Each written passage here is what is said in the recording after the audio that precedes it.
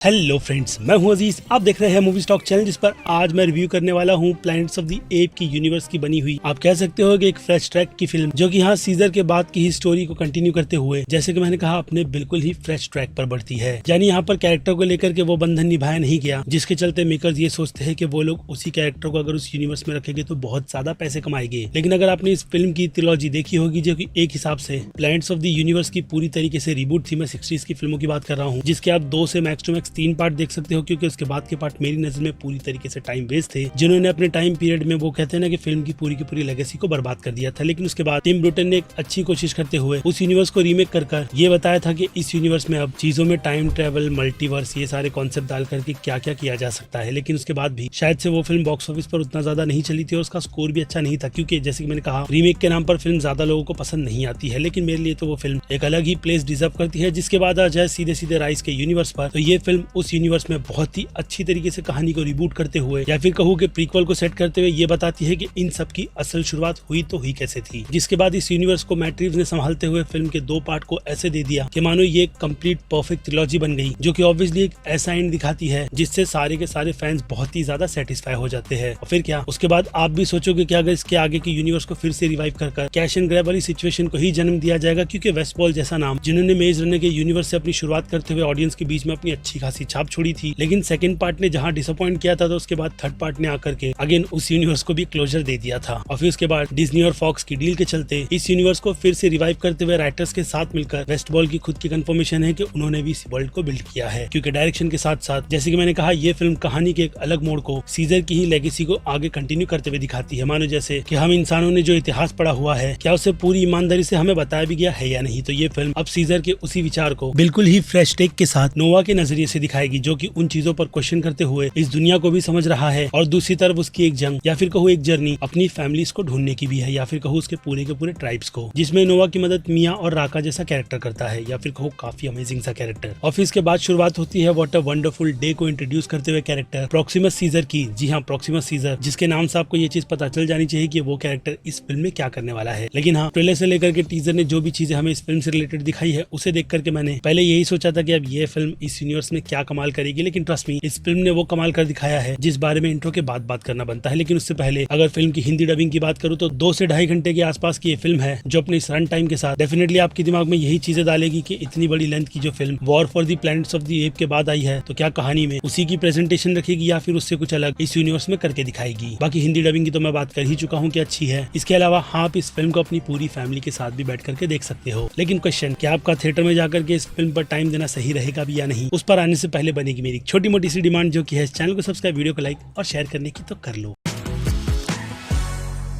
So friends, तो film से related जो कोई भी जानकारी मैंने आपको इंट्रो के पहले दी है, कोशिश रहेगी कि पूरी ट्रिलॉजी का भी एक कंप्लीट रिव्यू करके अपने चैनल पर डाल दूं, ताकि आप बाकी की ट्रिलॉजी पर भी अगर टाइम देना चाहते हो तो दो या नहीं। लेकिन हाँ, मैं आपको हाईली रिकमेंड करूंगा कि आप उन पुरानी ट्रिलॉजी को देख करके अगर इस फिल्म को देखोगे, तो आपके लिए ये फिल्म बिल्कुल ही प्रो लेवल पर जाकर के बैठ जाती है, क्योंकि इतिहास के बारे में आपको पता है, जो कि हाँ, इस यूनिवर्स के लोगों को फिलहाल तो नहीं पता, क्योंकि कहानी कई जनरेशन की आगे की दिखाई गई है, जिसमें डायरेक्टर ने शायद 300 साल के आसपास का वक्त बताया था। यानी वो दुनिया जिसे खुदा के बनाने के बाद इंसानों ने बसाने का काम किया था, या फिर कहूँ पूरी तरीके से डेवलप करने का, और इंसान ही वो शख्स थे, या फिर कहूँ एक ऐसी खतरनाक प्रजाति जिन्होंने इस पूरी दुनिया का सर्वनाश कर दिया, क्योंकि नेचर ने करवट लेते हुए अब इस पूरी दुनिया की बागडोर, जैसी कि फिल्म के टाइटल के अकॉर्डिंग, एप्स को दे दी है। तो अब वो इस दुनिया में किस तरीके से लर्न करते हुए सीजर के बताए गए रास्ते पर चल भी रहे हैं या नहीं, जिसकी इन्फॉर्मेशन भी, जैसे कि मैंने कहा, ये फिल्म अच्छे से बता रही है या फिर बुरी तरीके से, उन सब पर ये फिल्म बहुत अच्छा खेलती है। जिसमें अगर आप इस फिल्म की पूरी ट्रिलॉजी को ना भी देख करके इस फिल्म को देखने जाओगे, तो भी ये फिल्म आपको बिल्कुल ही फ्रेश टेक के साथ एक बहुत ही अच्छी खासी सी नई स्टोरी बताती है, जिसके बाद तो डेफिनेटली आप चाहोगे कि आप पुरानी फिल्म की पूरी ट्रिलॉजी देख लो, ताकि इस फिल्म के यूनिवर्स में आपने जो कुछ भी देखा उसे आप बहुत ही अच्छी तरीके से समझ पाओ, और आने वाले सीक्वल के लिए भी काफी ज्यादा एक्साइटेड रहो, जिसमें हाँ, मैं एंड तक रुका था, कोई भी क्रेडिट नहीं है, ये भी कंफर्म कर दूं। तो अब उससे हटकर बात की जाए सारे एक्टर्स की परफॉर्मेंस की, खास करके लीड फिल्म में है भी खैर, लेकिन नोवा का कैरेक्टर एक हिसाब से इस दुनिया में, जैसे कि मैंने कहा, सारी चीजें सीख रहा है, जिसमें उसका सबसे बड़ा लेसन तो लोगों पर ट्रस्ट करना है, जो कि ये फिल्म हमें बहुत ही अच्छी तरीके से कर भी बताएगी। मिलेगी। उसके अलावा फिल्म के डायलॉग्स भी शानदार है, जो कि ऑब्वियसली मेंशन करना तो बनता ही है। और मिया के कैरेक्टर की जितनी कम बात करूँ उतना ही अच्छा रहेगा, क्योंकि इस यूनिवर्स में फिलहाल तो इंसान पूरी तरीके से बोलना बंद कर चुके हैं, और यानी कि उनकी बुद्धि पूरी तरीके से भ्रष्ट हो चुकी है, जिसमें मिया बात करती है। यानी वो कैरेक्टर काफी सरप्राइज पैकेज के साथ आएगी। जिसके अलावा राका, जो सीजर के मार्गदर्शन को अपने सीने से, यानी कि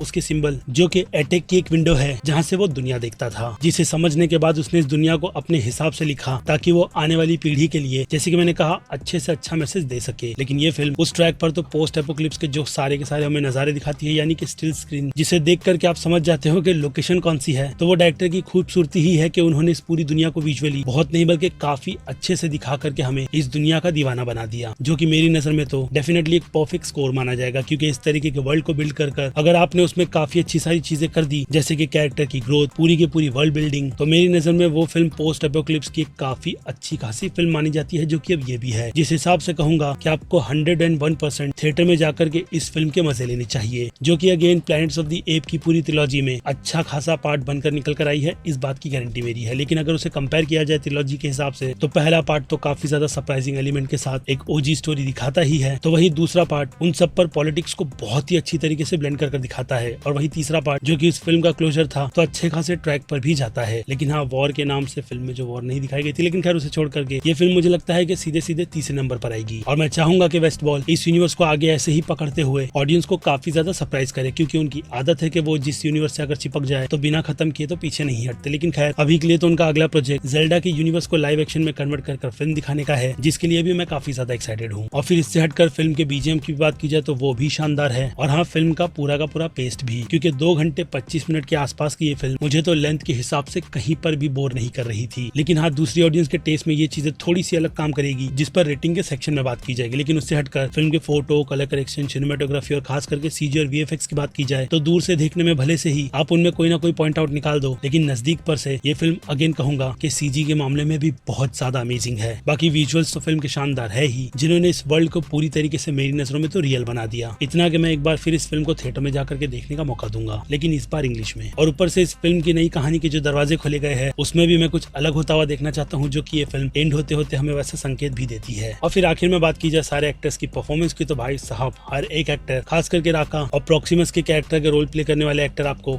बहुत ही ज्यादा फिल्म में पसंद आएंगे, भले से ही उनका काम फिल्म में कम क्यों ना हो। और हाँ, नोआ भी फिल्म के लीड के हिसाब से तो जैसे कि मैंने कहा, इस जर्नी में बहुत कुछ सीख रहा है। जिन सब से हटकर अब सीधे इस फिल्म की रेटिंग्स की बात की जाए तो फिल्म के एक्शन और दिखाए गए विजुअल्स के हिसाब से तो 100% ये फिल्म एक्शन के इस मामले में तो 5 में से 4 स्टार डिजर्व ही करती है। जिसके बाद बात की जाए कॉमेडी की, तो फिल्म में कॉमेडी का पेस्ट भी रखा गया है, जो कि राका के कैरेक्टर से ही आपको देखने के लिए मिलेगी, जिस हिसाब से कॉमेडी मेरी नजर में 5 में से 2.5 स्टार डिजर्व करती है। और फिर बात की जाए फिल्म की कहानी की, तो जैसे कि मैंने कहा, फिल्म की कहानी की वर्ल्ड बिल्डिंग बहुत ही ज्यादा अच्छी थी, जो कि इस फिल्म को सीधे सीधे 5 में से 4 स्टार दिलाएगी। और फिर आ जाए सीधे इस फिल्म के सस्पेंस पर, तो कुछ चीजें जो मैं प्रेडिक्ट कर रहा था, ये फिल्म उस ट्रैक पर थोड़ा बढ़ते हुए फिर से पीछे हटती है और एक अलग कहानी दिखा करके ट्रैक को बिल्कुल ही अगले मोड़ पर ले जाती है, जिस हिसाब से सस्पेंस इस फिल्म के लिए 5 में से 3 स्टार से कम रेटिंग तो डिजर्व नहीं करते। और फिर बात की जाए फिल्म के हॉरर और थ्रिल की, तो फिल्म में हॉरर तो नहीं, लेकिन थ्रिल का एलिमेंट भी बहुत ज्यादा अच्छा है, जो इस फिल्म को 5 में से 2.5 स्टार दिलाएंगे। और फिर आ जाए सीधे सीधे मास ऑडियंस पर, तो मास ऑडियंस की नजर में ये B+ की कैटेगरी की फिल्म है, क्योंकि अगर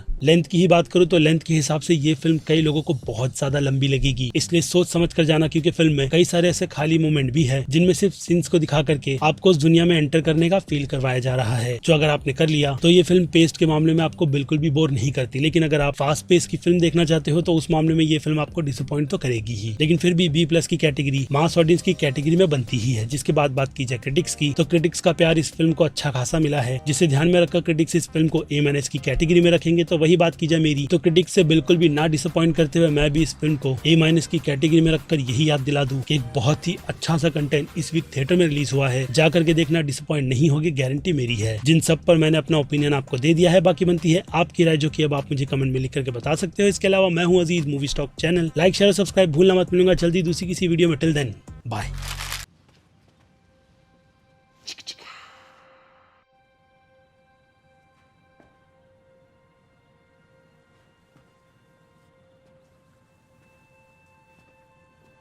You're still here.